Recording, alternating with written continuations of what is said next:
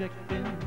It's the Raggy Dolls, Raggy Dolls, dolls like you and me.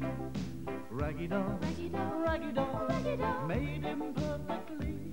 So if you got a bump on your nose or lumps on your toes, do not despair.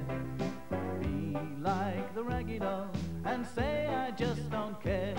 'Cause Raggy Dolls, Raggy Dolls are happy just to be Raggy Dolls, dolls like you and me.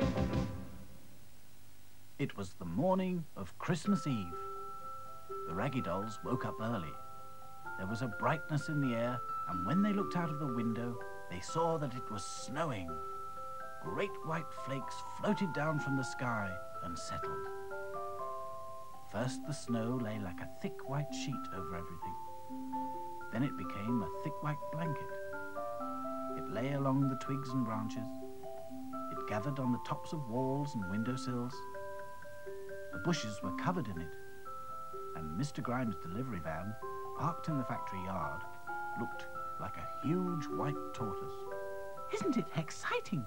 Exclaimed Princess. No, said Sad Sack. It's freezing cold. Oh, buck up, snapped Dotty. Where's your spirit of adventure? Let's go tobogganing.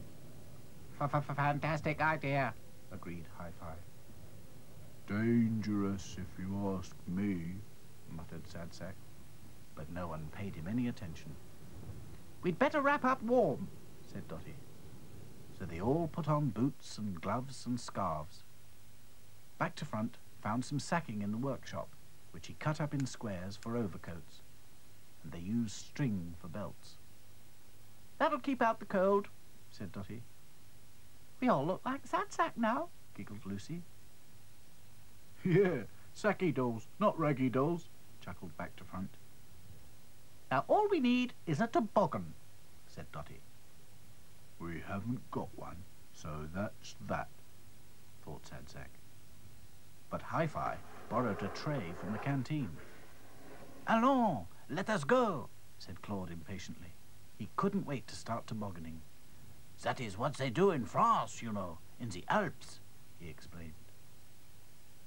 Winter sports, it's called, said Dotty. Come on, chaps. Where are we going? Asked Lucy. Rose Hill, said Dotty. It is not the Alps, but it is the highest hill in these parts, agreed Claude.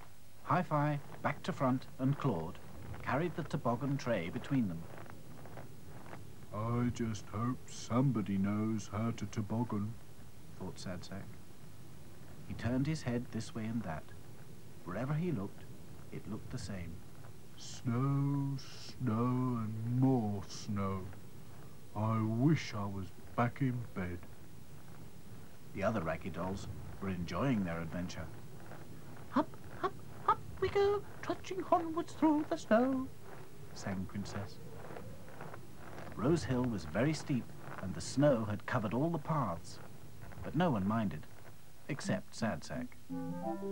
I could go on forever, thought Lucy. Her cheeks were glowing, and her eyes shone with fresh air and exercise. The Raggy Dolls marched uphill, up and up, climbing higher all the time. At last, they reached the top. Here we are. Well done, said Dotty. They all stopped and looked around. The snow was falling thick and fast now.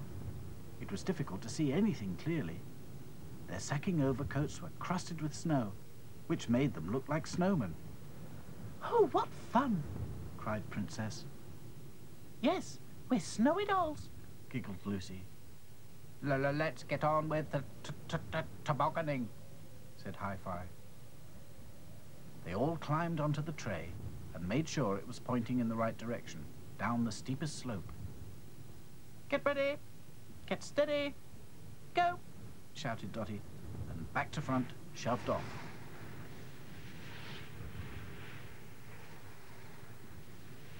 Whee! cried all the Raggy Dolls as they raced down the slope. The tray gathered speed, faster and faster. Sad Sack shut his eyes and hoped for the best. He felt quite seasick. Down, down, and down they raced. Watch out! Screamed Lucy. There was a tree ahead. Lean over! Cried Dotty. So they all leaned, and the tray swerved round the tree and rushed on. There was no way of stopping it now. Down, down, down. Now all the Raggy Dolls felt seasick. Would they ever stop? The Raggy Dolls opened their eyes and saw that they had landed in a big snowdrift near some gates. Only half the railings were showing above the snow, but through them they saw a big house with lighted windows. "It's Rose Hill Hospital," said Dotty. I could do with a nice warm bed and a bit of nursing myself, thought Sad Sack. At that very moment, Matron was looking out of her window. Mr. Grimes had promised to send a parcel of toys for her children's ward in time for Christmas, but they hadn't arrived yet. Matron picked up the telephone and heard Mr. Grimes's voice on the other end. Hello? Is that Rose Hill Hospital? I'm afraid, due to circumstances entirely outside of my control, the van has been unable to make any deliveries today. There's thick snow everywhere. We'll have to wait until the roads are clear. I'm ever so sorry. "I quite understand," said Matron. "But the children will be very disappointed," she thought, sadly. She looked out of the window again and shielded her eyes against the glare of the snow, because there, on the other side of the gate, she thought she saw... It can't be, but it looks ever so like... Well, there's no harm in going to see, she thought. So she put on her warmest clothes and trudged through the snow. And there, of course, were the Raggy Dolls. A miracle, a real miracle, thought Matron. Some kind person has left their old toys here for the children. How thoughtful! What Christmas spirit! The Raggy Dolls were soon indoors, warming up on the radiator. When they were dry, Matron took them to the children's ward. She gave Dotty to a girl with spots. She gave back to front to a boy who had his leg in plaster after falling downstairs. Hi-Fi sat on the pillow beside a girl who listened to pop music all day long. Sad Sack was given to a baby who had just had a big operation and couldn't stop crying. But when she saw Sad Sack, she couldn't stop giggling. I don't see what's so funny, thought Sad Sack. A week later, there was a big thaw, and all the snow melted away as quickly as it had come. Mr. Grimes sent his delivery van straight to Rose Hill Hospital with a huge box of toys for the children's ward. Better late than never, he explained over the telephone. New Year's greetings to Rose Hill Hospital from Grimes's Toy Factory. The children were so busy unwrapping their new toys that they never noticed when the Raggy Dolls quietly slipped away.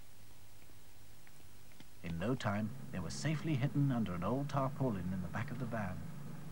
It was like being in a dark tent. Let's all make New Year's resolutions, said Dotty. I shall try to be less bossy in future. Your turn, Sad Sack, and don't take forever. I've got two, said Sad Sack. The first one is never to go tobogganing again.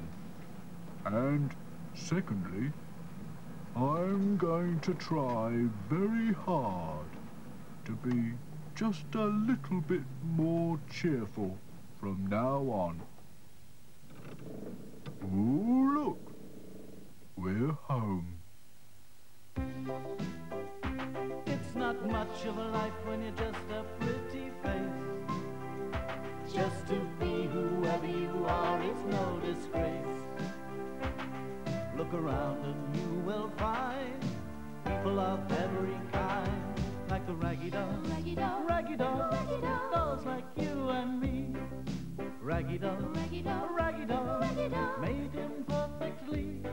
So if you're not at ease with your knobbly knees and your fingers are all thumbs, stand on your two left feet and join our raggy doll chums. 'Cause raggy dolls are happy just to be raggy dolls, raggy dolls.